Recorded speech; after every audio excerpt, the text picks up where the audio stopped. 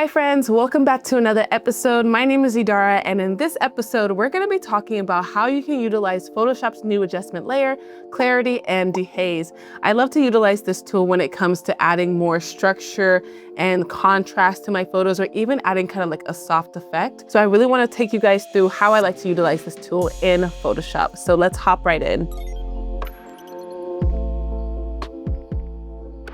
So I have this image that I shot in my studio, which actually is the space that I am in right now. I want to show you guys a little bit about how I like to utilize clarity and dehaze for this photo. I have a lot of textures here that I want to play around with and kind of bring out a little bit more. And then I also want to add a little softness to it. So you can go ahead and go to your adjustment layers, and you can go ahead and click on clarity and dehaze. You'll find it at the top of the list. And when you click on that, you'll see that you have two options for clarity and dehaze with two sliders. So if you go ahead and click on the slider and move it to the right, you'll see that it's adding more of a contrast look to the photo.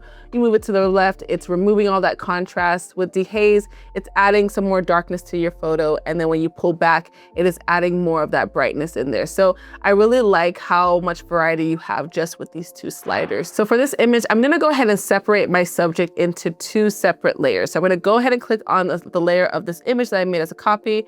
And I'm gonna go ahead and click on select subject, and it's gonna select my subject for me. Then I'm gonna go ahead and click Command J, so that way I can put my subject on a separate layer. So you see that my subject is just there on a separate layer.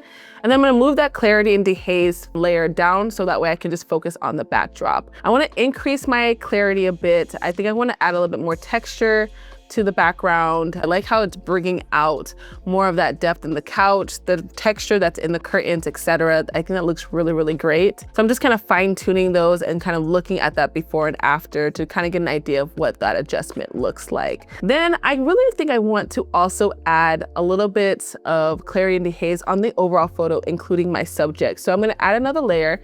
And then I'm gonna go ahead and add a little bit of dehaze. I like the softness that it's adding for me. And I sometimes like to come into the blend modes and see what that looks like and see if there's any blend modes that I kind of go towards. And then you can kind of also work with the opacity as well. So that kind of gives you an idea of what that could look like. I do like this lighten option, and then I can go ahead and mix with the opacity and fill to get an idea. Now, I love how this is already looking with the two options that we've added, the clarity and dehaze on both our background and our overall image as a whole.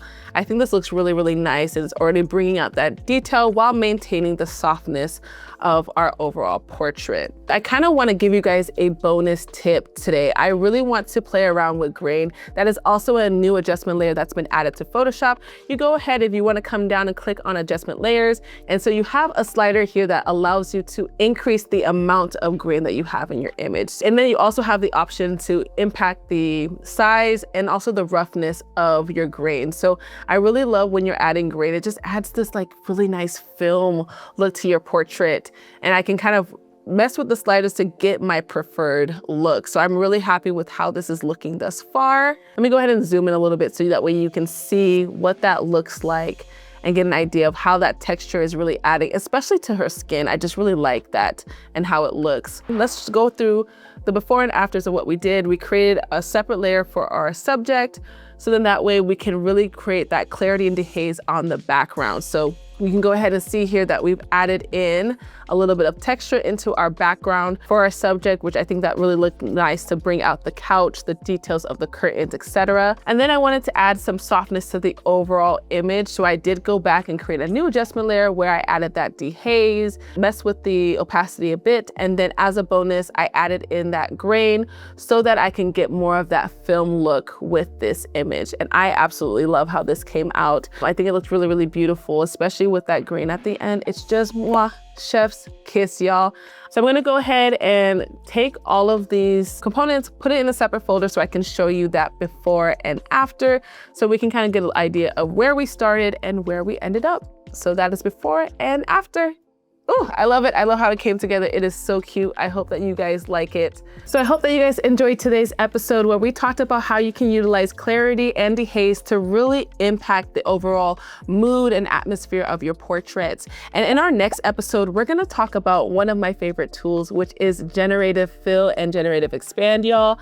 I love utilizing this tool because especially me that shoots in a very small space, I love to utilize it to really expand out my backgrounds and fill up different aspects of my portraits. So I'm gonna catch y'all in the next episode. As always, we have this image from today's episode in the description box below.